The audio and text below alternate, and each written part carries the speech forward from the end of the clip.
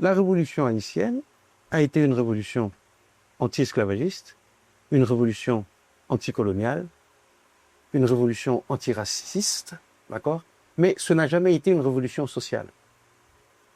Nous avons reproduit presque à l'identique la hiérarchie de richesse entre les grands planteurs qui ont en fait pris la place des Blancs sans vergogne et ont rempli exactement la même fonction d'oppresseurs.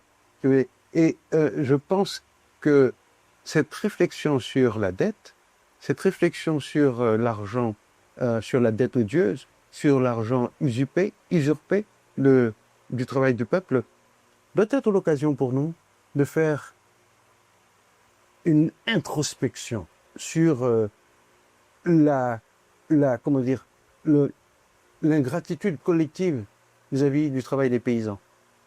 Ah ben oui. Une ingratitude historique. Ingratitude veut dire ne pas payer de retour l'engagement des paysans à assurer ce remboursement.